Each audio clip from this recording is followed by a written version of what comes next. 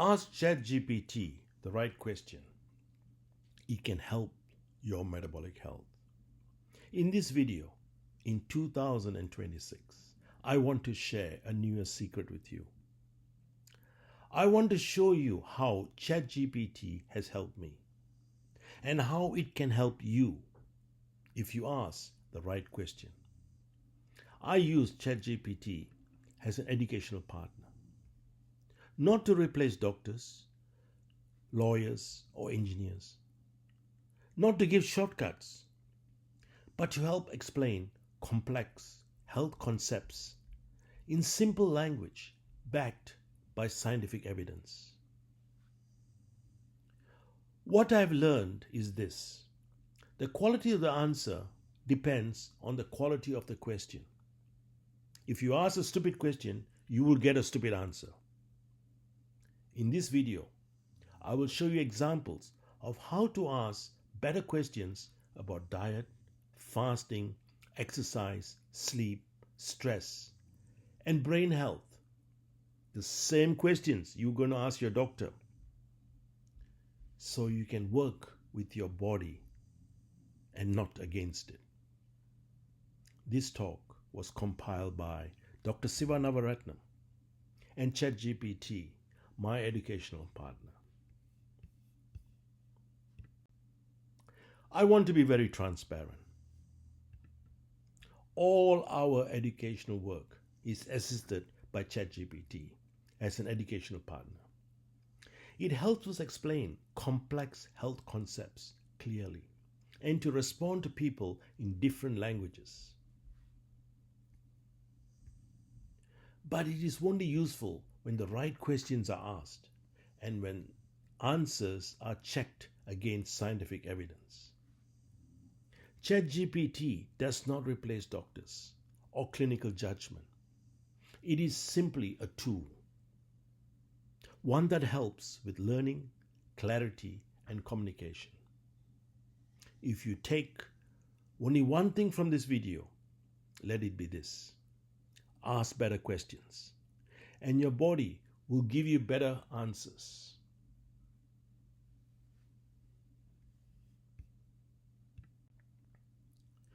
Why does the question matter?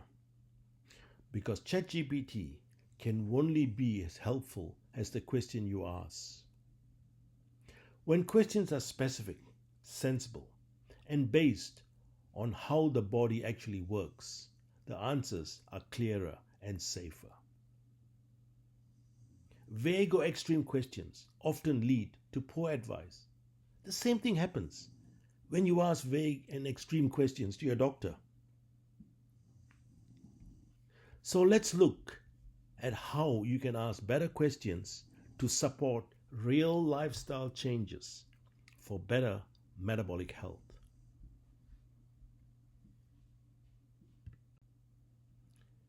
This is where many people go wrong. A common question is, give me a diet to lose weight fast. This usually leads to extreme restriction, stress, and muscle loss. Better questions are different. Like, how can I plan meals that reduce insulin and blood glucose spikes? Or, how can I eat enough protein without stressing my body? When you ask better questions, you get safer and more sustainable answers. 2. Intermittent fasting. This is another area where people struggle. A common question is, how long should I starve to lose weight? That usually leads to stress, muscle loss, and rising cortisol. Better questions are different. How can I fast safely without raising cortisol? Or how can I use a 12 to 18-hour fast without losing muscle or energy? When done properly, fasting reduces hormone spikes. When done poorly, it creates them.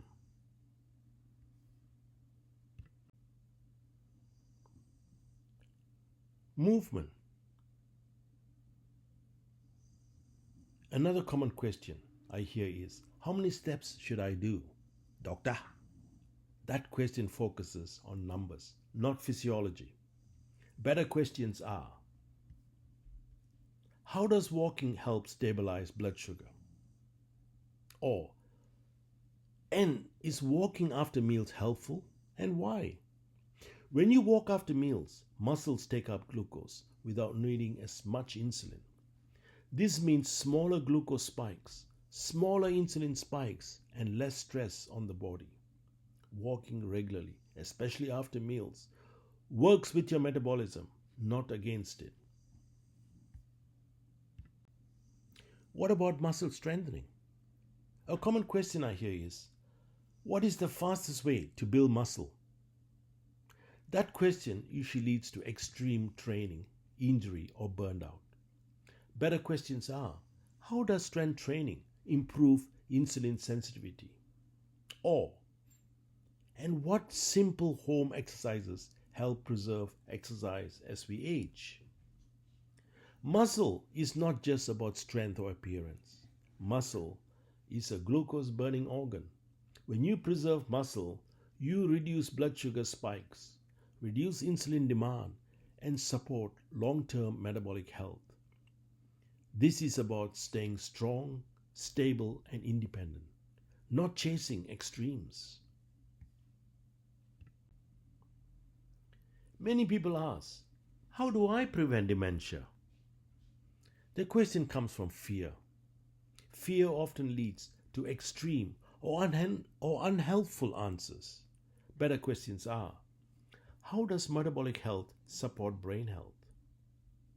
Or, and what daily habits support healthy brain aging? We now know that insulin resistance, inflammation, poor sleep, physical inactivity, and chronic stress all affect the brain. When you improve metabolic health by reducing unnecessary hormone and glucose spikes, you are also supporting brain function, balance, memory, and long-term cognitive health. What is good for metabolism is good for the brain. Many people ask, how do I lower cortisol quickly? That question usually comes from feeling overwhelmed, and it often leads people to look for pills, supplements, or extreme routines.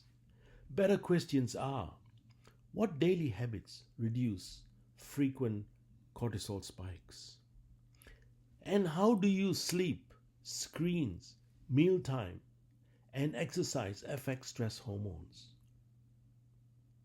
Cortisol is essential for life. The problem is not cortisol itself. It's frequent, intense, or poorly timed spikes.